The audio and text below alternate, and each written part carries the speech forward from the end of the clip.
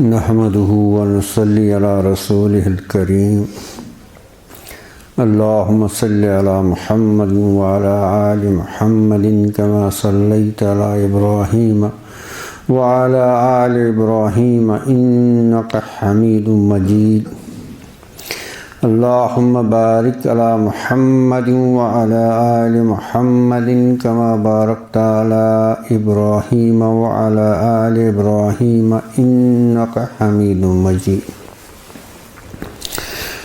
قال الله تعالى في القرآن المجيد فأعوذ بالله من الشيطان الرجيم بسم الله الرحمن الرحيم الله الذي خلق سبع سماوات ومن الأرض مثلهن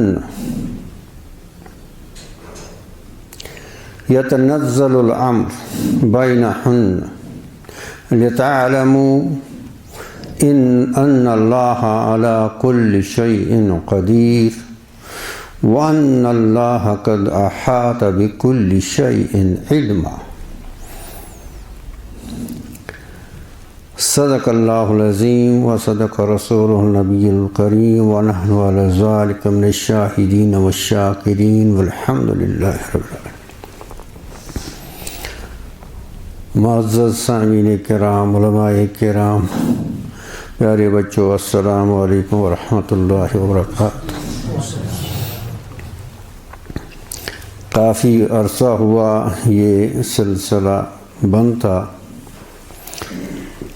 اور اچھا خاصا وقت گزرا، کچھ حالات بھی تھے کووڈ اور اس کے بغیر بھی، اور دوسری اپنی کم مائیگی کا بھی شدت سے احساس، اور اس لیے اس کی ہمت نہیں ہو رہی تھی، لیکن عزیزوں کا اصرار برابر تھا کہ اس سلسلے کو پھر سے شروع کیا جائے، تو توکلاً علی اللہ یہاں بیٹھنے کا ارادہ کیا۔ امید ہے آپ لوگ دعا کریں گے کہ اللہ تعالیٰ آپ کے لیے، میرے لیے، امت کے لیے اس بیٹھنے کو، کہنے سننے کو نافع بنائے۔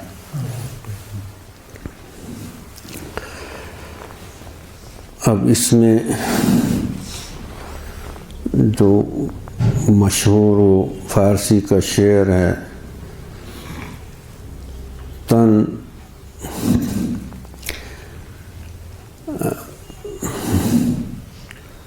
داغ داغ شد پنبہ کجا کجا شود، سارا بدن زخمی ہے، اب کہاں مرہم پٹی کریں۔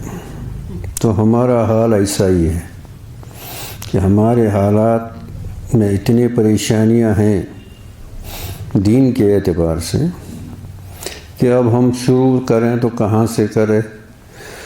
اس پر یعنی عنوان کو انتخاب میں بھی بڑی پریشانی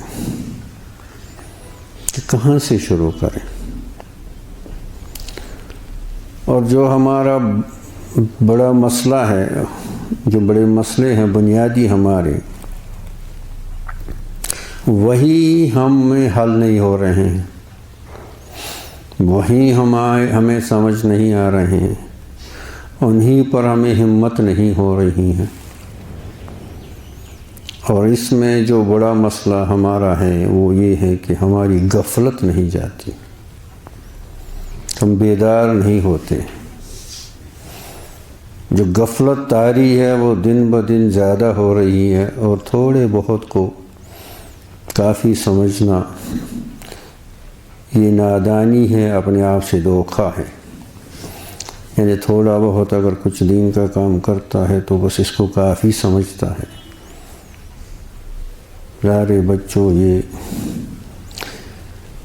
اس میں مسئلہ یہ ہے کہ یہ غفلت جو ہے یہ تو ہے، لیکن یہاں سے وقت کام ہے، زندگی کا وقت کم ہے، وہی مسئلہ بڑا ہے۔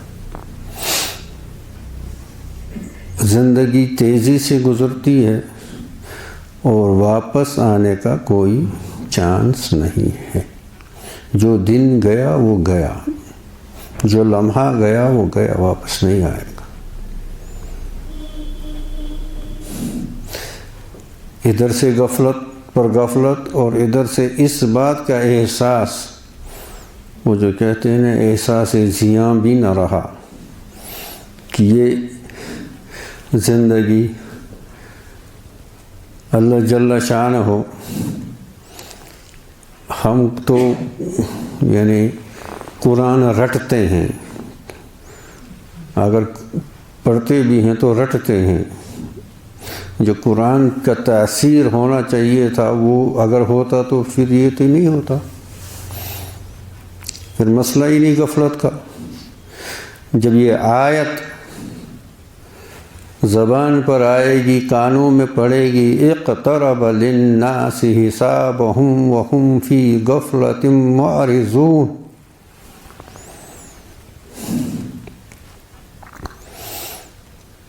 جب یہ آیت قاری خود پڑھے گا یا سنے گا، اقترب للناس حسابهم وهم فی غفلۃ معرضون، پہلے غور یہ کرے گا کہ کس اسلوب سے، کس طریقے سے اللہ جل شانہ فرماتے ہیں۔ اللہ اکبر۔ لوگوں کو حساب کا وقت قریب آ گیا، اقترب للناس حسابهم، ان کے اپنے حساب کا، دوسرے تیسرے کا نہیں، حسابهم،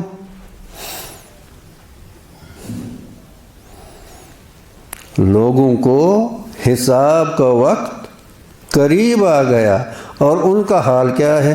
وہ غفلت میں اعراض کیے ہوئے، وَهُمْ فِي غَفْلَةٍ مُعْرِضُونَ، وہ غفلت میں۔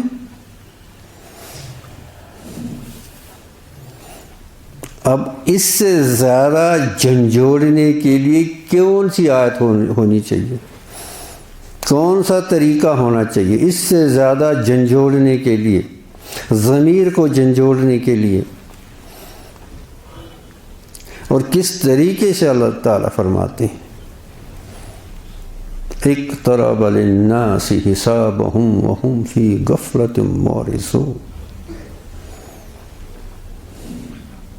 افحسبتم انما خلقناکم عبثا وانکم الینا لا ترجعون، کیا گمان کرتے ہو آپ لوگوں کو ہم نے ایسے ہی بنا دیا،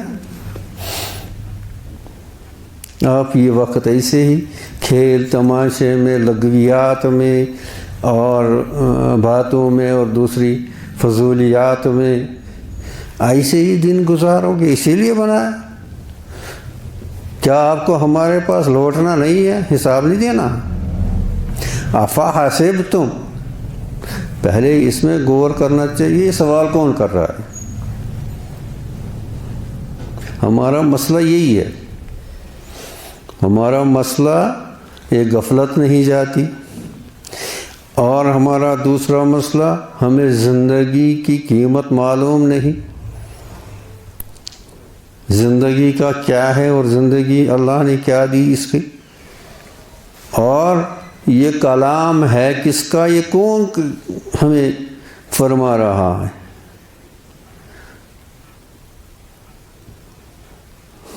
افحسبتم انما خلقناکم وانتم الینا لا ترجعون، احسب الناس ان یترکوا ان یقولوا آمنا وہم لا یفتنون، کیا لوگوں کو گمان ہے وہ بس یہ کہیں گے کہ ہم نے جی ایمان لایا اور ان کو چھوڑا جائے گا اور ان کو آزمایا نہیں جائے گا؟ یہ ایمان جو ہے اس کو کمانا ہے، ارن کرنا ہے، ارن جس کو کہتے ہیں انگریزی والے، یہ ایسے بیٹھے بیٹھائے اور روز زبانی جمع خرچی سے نہیں آتا۔ اس ایمان کو جیسے کسی کو پیسے کمانے اور کتنی محنت اس میں لگا لیتا ہے اور پھر جا کے اس کو کوئی جاب ملتا ہے، کوئی عہدہ ملتا ہے، کوئی ڈگری ملتی ہے، کیا ایمان مفت میں ملے گا؟ کہ ماں باپ دادا کی اس کے گھر میں، مسلمانوں کے گھر میں پیدا ہوئے اور ایمان مفت میں ملے گا؟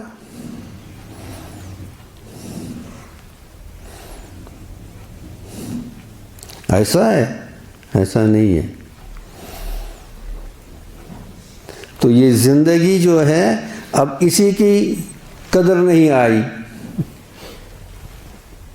بالکل محدود وقت ہے۔ اگر 100 سال 150 سال بھی کوئی زندہ رہے، نوح علیہ السلام نے 950 سال صرف تبلیغ کی، 950 سال صرف تبلیغ کی، اور کہا جاتا ہے پتہ نہیں 1250 سال یا 1350 سال کتنی عمر کل تھی تبلیغ، 950 سال کی۔ تو ملک الموت حضرت اسرائیل آئے تو فرمایا چلیے، اور اسرائیل نے پوچھا علیہ السلام نے کیسا لگا؟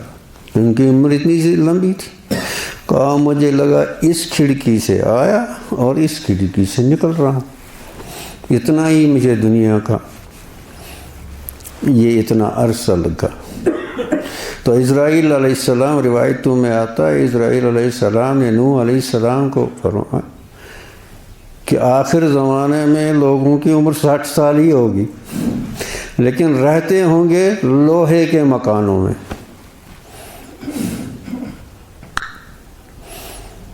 کہتے ہیں نوح علیہ السلام نے جواب دیا اگر اس زمانے میں میں ہوتا تو یہ وقت سجدے میں نکال دیتا۔ ان سجدوں کو، ان رکوعوں کو، ان تسبیحات کو، ان اذکار کو حقیر اور بے معنی اور بے قدر مت سمجھو، ان کی قدر وہاں آئے گی۔ یہ رکوع، یہ سجدے، حضرت جنید بغدادی رحمۃ اللہ علیہ اس امت میں بہت بڑے یہ گزرے ہیں صوفی بزرگ، اور بہت بڑے یعنی جو تصوف کے نقطے ہیں انہوں نے بیان کیے ہیں، یعنی عجیب و غریب بہت دقیق مسائل انہوں نے بیان کیے ہیں۔ بہت بڑے ماشاء اللہ اس امت کے روشن ستارے تھے، انتقال ہو گیا۔ کسی نے خواب میں دیکھا، کہا جنید بتاؤ کیا معاملہ ہوا قبر میں؟ کہا وہ دنیا میں جو نقطے بیان کرتے تھے کچھ کام نہ آئے، چند سجدے جو رات کو دیتے تھے اسی سے نجات ہو گئی۔ تو بڑے بڑے علوم اور بڑے بڑے وہ دقیق مسائل کا وہ کچھ کام نہیں آئے، کچھ کام نہیں آئے۔ اس زندگی کی یہ بہت مختصر ہے اور رکتی، اس کی پریشانی یہ رکتی نہیں ہے، وقت کسی کے لیے رکتا نہیں ہے۔ ہاں جی میں کل کروں گا، پرسوں کروں گا، پھر کروں گا، پہلے یہ کروں گا، پہلے وہ کروں گا، یہ وقت رکتا نہیں ہے، کہ گزرا ہوا وقت آتا نہیں۔ اب اللہ نے نعمتیں دی، اللہ نے بہت بڑی نعمت عقل دی، انسان کو ایک بہت بڑی نعمت ہے جو عقل ہے۔ اب اس کے لیے اس کو ضروری نہیں ہے اس کو پیغمبر آئے اور وہ کچھ بتائے، اس کو عقل وہیں سے دی گئی ہے۔ اب اس عقل کو بھی نہیں استعمال کرتا کہ یہ آنکھوں کی روشنی کہاں سے آئی، یہ کانوں کی سماعت کہاں سے آئی، یہ دل دھڑکتا پورے 24 گھنٹے دھڑکتا رہتا ہے، اس کو کون دھڑکاتا ہے؟ یہ سانس ہم لیتے ہیں اور چھوڑتے ہیں پتہ ہی نہیں لگتا۔ اگر یہ آکسیجن بھی پرائیویٹائز ہو جاتا، اب اس کو اللہ نے کتنا عام رکھا، کسی کو دسترس نہیں ہے، کوئی بادشاہ اس کو قابو نہیں کر سکتا۔ ہم 1 منٹ کے بعد بھی آکسیجن کے بغیر زندہ نہیں رکھ سکتے، اور یہ کتنا عام ہے، امیر و غریب ہر کس سب کے لیے ایک جیسا ہے، اور یہ کتنی بڑی نعمت ہے۔ ان کو پوچھو جن کو استھما کی بیماری ہوتی ہے، ابھی دیکھو یہ کورونا میں کسی کو 80% سیچوریشن ہو گئی، کسی کو 70%، کسی کو اس سے، اور اسی کے ساتھ انتقال بھی کر گئے بہت لوگ۔ ان نعمتوں کو یہ عقل کس کے لیے دی؟ اس کے لیے بھی نہیں استعمال کرتا ہے۔ وَأَنْتُمْ تَزْرَعُونَهُ أَمْ نَحْنُ زَارِعُونَ، اللہ تعالیٰ سوال کرتے ہیں آپ لوگوں سے، ہم لوگوں سے، کہ یہ بیج آپ بوتے ہو زمین میں، یہ اگاتا کون ہے؟ آپ اگاتے ہو اس کو۔ کوئی سنترا بنتا ہے رسدار، کوئی سیب بنتا ہے، کسی کا ایک رنگ، کسی کا ایک مزہ، کسی کا کچھ، کسی کا کچھ، اور 2 بیج بوتے ہیں، ایک سڑ جاتا ہے، ایک پودا بنتا ہے۔ وہ سڑ کیوں گیا یا پودا کیوں بن گیا، یہ کون کرتا ہے؟ اور کس طرح سے آپ لوگوں کو اللہ تعالیٰ اس سے کیا ہے، انرجی جو آپ کو رہنے کے لیے ہے، یعنی زندہ رہنے کے لیے طاقت ہے، وہ طاقت بخشتا ہے، یہ کون کرتا ہے؟ وَمِنْ آيَاتِهِ مَنَامُكُمْ وَمِنْ آيَاتِهِ مَنَامُكُمْ فِي اللَّيْلِ۔ اب سونے پر غور کرو، نیند پر غور کرو۔ نیند یہ کتنی بڑی نعمت ہے، اللہ تعالیٰ اس کو نعمت کے طور پر بیان کرتے ہیں۔ وَمِنْ آيَاتِهِ مَنَامُكُمْ فِي اللَّيْلِ۔ اب ان سے پوچھو جن کو نیند نہیں آتی، اور نیند کے لیے رات بنائی، نیند کے لیے رات بنائی۔ اب دن کو پورے دن سو جائے تو بیمار لگتا ہے، اٹھتا ہے تو یہاں سے بھی آنکھوں میں سوجن۔ اور جو لوگ نائٹ شفٹس میں کام کرتے ہیں، دن کو سوتے ہیں، ان کو کتنی پریشانیاں، ذہنی پریشانیاں اور دوسری جسمانی پریشانیاں ہوتی۔ یہ نیند جو یہ اللہ نے عقل دی کہ اس عقل کو استعمال کرو۔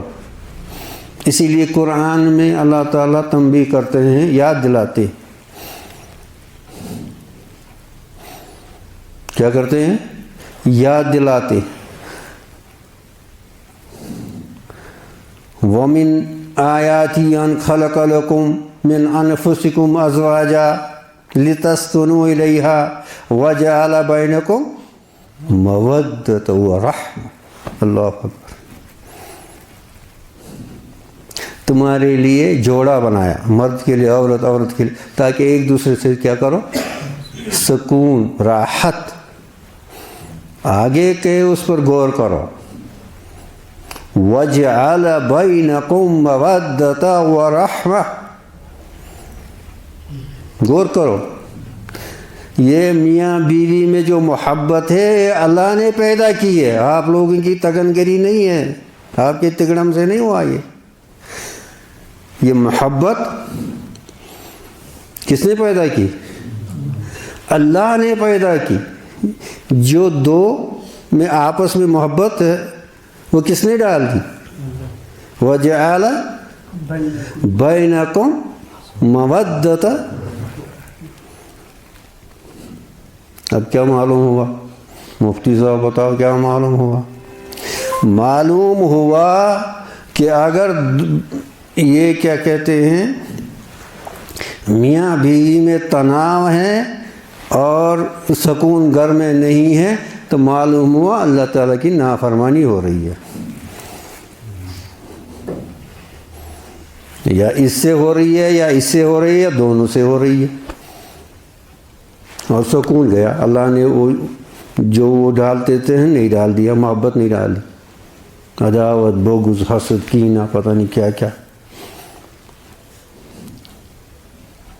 وَجَعَلَ بَيْنَكُمْ مَوَدَّةً وَرَحْمَةً۔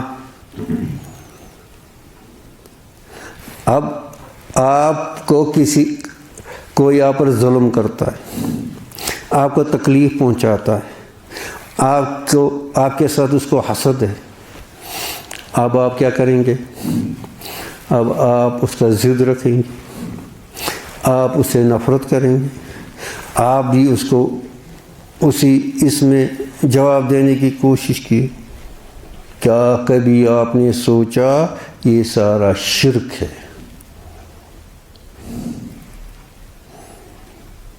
کیا ہے؟ بول گئے میں نے اتنا فقہ پڑھا، یہ کہاں سے شرک نکلا؟ ہم نے تو بہت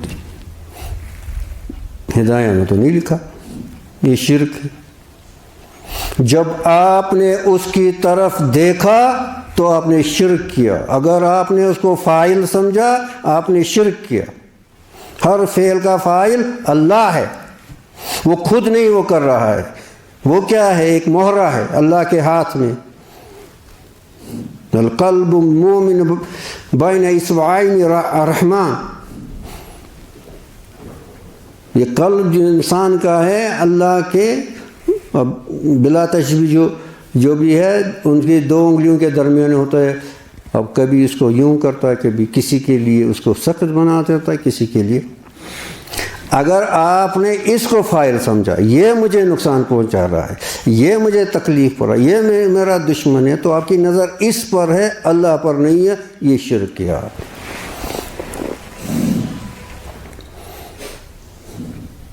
اگر سمجھو گے تو بہت بچ جاؤ گے۔ یہ نقطہ اگر سمجھ میں آ گیا تو، اگر یہ نقطہ سمجھ میں آ گیا کہ یہ کیسے شرک ہے۔ توحید یہ ہے کہ آپ کو اللہ کے سوا کچھ نظر نہ آئے۔ توحید کیا ہے؟ اور یہ اساس دین ہے۔ توحید یہ ہے کہ آپ کو اللہ کے سوا کچھ نظر نہ آئے۔ جو ہو رہا ہے اے سے، بی سے، سی سے، اس کے ذریعے ہو رہا ہے نا، لیکن من جانب اللہ ہے۔ وہ خود کیا کرے گا بیچارہ؟ وہ کیا کر سکتا ہے؟ کیا اس کا اختیار اس کے اپنے اختیار میں ہے؟ اب یہ مسئلہ تو پڑا ہوگا کم از کم۔ کیا اس کا اختیار اس کے اپنے اختیار میں ہے؟